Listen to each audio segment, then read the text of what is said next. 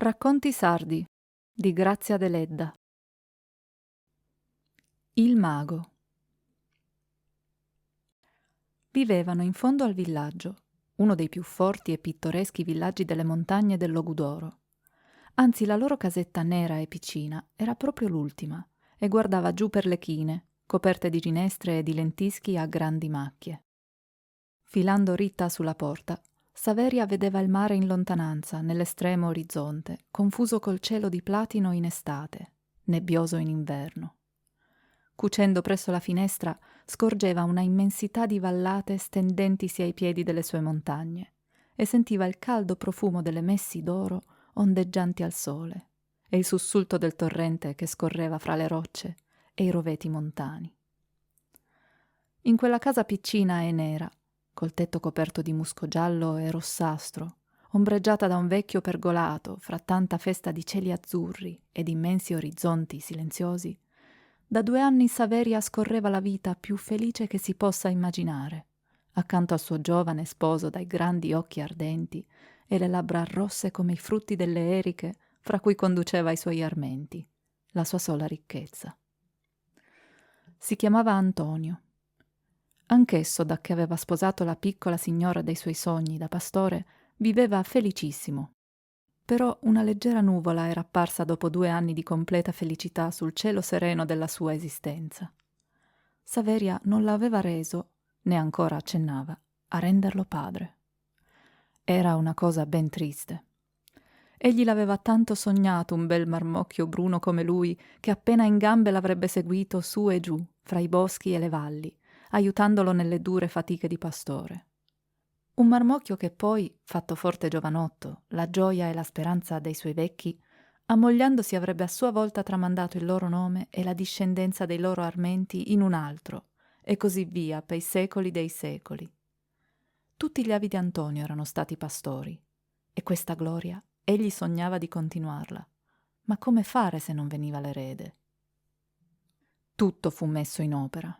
Promesse, novene, pellegrinaggi.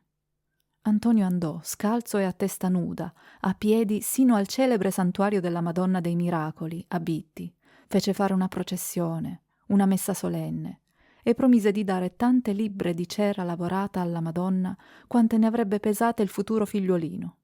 Ma tutto fu inutile. Saveria restava sottile, sottile, elegante nel suo costume dal corsetto giallo e la camicia ricamata, e la casa non veniva ancora rallegrata dagli strilli del sognato bambino, né dalla nenia della mamma accompagnata dal cigolio della culla. Era una ben triste, triste cosa. Se ne aveva già deposta l'ultima speranza allorché un giorno un'amica di Saveria venne a trovarla e le disse con profondo mistero, dopo i primi complimenti alla francese: «Non sapete dunque, comare Sabè? Peppe Longu mi ha detto che voi non fate figli perché...» «Perché?» chiese attenta Saveria con gli occhi spalancati. «Perché?» seguitò l'altra abbassando la voce. «Ci scampi Dio, ma voi lo sapete, Peppe è un mago di prima qualità, così almeno dicono tutti, e lui stesso mi ha detto che è per opera di una sua magia che voi non avete figli». «Libera nos Domine!» esclamò Saveria ridendo e facendosi il segno della croce. Come tutte le donnicciuole del villaggio, essa era superstiziosa e credeva alle magie. Anzi, una volta aveva visto coi suoi propri occhi un fantasma bianco vagare per i monti. Ma che poi Peppe Longu, per quanto fosse mago, arrivasse a quel punto, questo era troppo. Ma l'altra proseguì, offesa dell'incredulità di Saveria, e tanto disse che finì per convincerla. Dopo 1 ora di chiacchiere accanto al focolare, sulle cui brace Saveria aveva posto a bollire il caffè, ella era così convinta della magia di Peppe che chiese pensosa alla comare: «E ditemi, non la potrebbe disfare questa opera infernale?» «Questo poi no», mi ha detto, «questo no. Pare che abbia dell'astio contro vostro marito». All'imbrunire Antonio comparve in fondo alla strada rocciosa sul suo cavallino nero e la bisaccia gonfia di formaggio fresco e di ricotta. Mentre scaricava la sua entrata sotto il pergolato, Saveria lo informò di tutto. Egli non rise punto, ma aggrottando le folte sopracciglia si contentò di scuotere la testa. E quando tutto fu rimesso in ordine, cavallo, bisaccia ed entrata, Antonio si sedette a piedi in croce accanto al focolare e si fece ripetere la strana novità.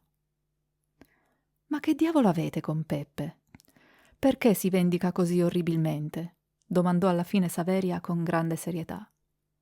«Nulla», rispose Antonio. «A meno che non sia perché mi rido sempre delle sue magie». «È male. Non hai visto come ha disperso le cavallette che rovinavano la vigna di Don Giovanni? E quelle di Iolgi Luppeddu?» È vero, ma vedremo. Domani gli parlerò». «Ah, se sciogliesse la magia!» esclamò Saveria. Quella notte i due sposi sognarono nuovamente un bel bambino bruno. Ma l'indomani, per quante preghiere Antonio gli facesse, il mago del villaggio ricusò assolutamente di disfare l'incantesimo. Era un tipo alquanto misterioso quel mago. Viveva come tutti gli altri uomini del mondo, però non lavorava mai. È vero che, oltre le magie pubbliche di cui menava vanto, come l'uccidere le cavallette e il sanare le pecore malate con semplici parole misteriose, per cui non accettava compenso alcuno, egli riceveva molte visite notturne. Però nessuno ci badava e generalmente si credeva che i geni che egli aveva al suo comando gli dessero il denaro e le provviste che abbondavano nella sua catapecchia.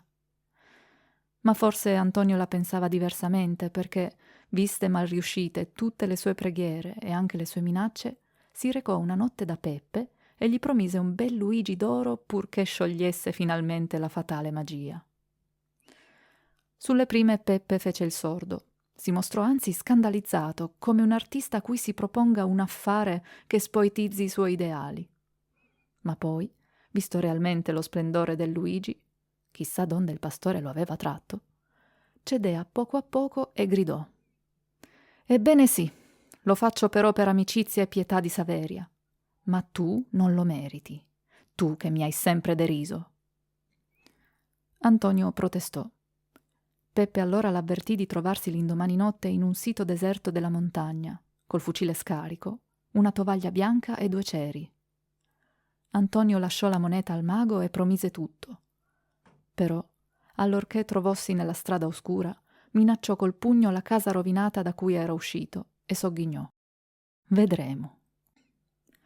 L'indomani notte fu il primo ad arrivare al convegno. Era un sito orrido e dirupato, reso fantastico dal chiarore croceo della luna al tramonto. Nella notte serena non spirava un alito di brezza, e i rovi fioriti, le liane nere e il musco olezzavano nel silenzio misterioso delle rocce illuminate dalla luna. Il pastore depose il fucile, che secondo la raccomandazione di Peppe non aveva caricato, la tovaglia e i ceri su un masso e attese. Peppe non tardò. Le sue prime parole furono: «È giusta l'ora. Mezzanotte». Stese la tovaglia su una larga pietra nuda e isolata dalle altre. Fissò i ceri in terra e fece stendere bocconi per un secondo il pastore. Quando si rialzò, Antonio vide i ceri accesi e il fucile posto sulla tovaglia. «Cominciamo», disse Peppe. E infatti cominciò a fare 1000 pantomime che Antonio seguiva con occhio torvo e con un sorriso di sdegno sulle labbra. Più che mai si sentiva in vena di deridere il mago, ma qual non fu il suo spavento quando Peppe, rivoltosi alla pietra coperta dalla tovaglia, la interrogò in un linguaggio strano che probabilmente doveva passare per latino, e la pietra rispose, con voce flebile, lugubre, uscente di sotterra nel medesimo linguaggio. In pari tempo i ceri si spensero da sé senza che tirasse vento o che Peppe si chinasse su di essi. Si rivolse invece verso il pastore che tremava verga a verga e gli disse: «La pietra mi risponde che il fucile risponderà se la magia è sì o no sciolta». «Come?» chiese Antonio, richiamato in sé dalla voce del mago. «Era scarico il tuo fucile?» «Sì, per Dio!» esclamò il pastore. «Ebbene, piglialo e spara in aria. Se fa fuoco è segno che l'incantesimo è sciolto». Antonio, oramai preparato ad assistere a tutte le meraviglie del mondo, ma non a quest'ultima, si accostò alla pietra parlante, prese il fucile e sparò. Peppe cadde al suolo, senza emettere un solo gemito, col cuore trapassato da una palla. Invece di sparare in aria, Antonio lo aveva preso di mira. Dopo il suo involontario delitto, perché nonostante tutto credeva che il fucile non facesse fuoco, il pastore pensò di darsela a gambe, ma poi rifletté che nessuno sapeva nulla di tutta questa faccenda e ripiegò la tovaglia. Riprese i ceri e il fucile e ritornò al villaggio camminando sulle rupi in modo da non lasciare alcuna traccia dietro di sé, e passò tranquillamente il resto della notte con la sua adorata Saveria. Sempre incredulo in fatto di magie, il forte pastore dai grandi occhi ardenti non seppe mai spiegarsi come la pietra avesse parlato, come i ceri eransi spenti e come il fucile aveva fatto fuoco. Però, 9 mesi dopo, ebbe la gioia di pigliare fra le sue braccia robuste un bel marmocchio di cui Saveria lo rese padre. Allora si pentì amaramente di non aver sparato in aria. Ma non potendo far rivivere il mago, si contentò di fargli dire una messa di suffragio nella vecchia chiesetta della montagna.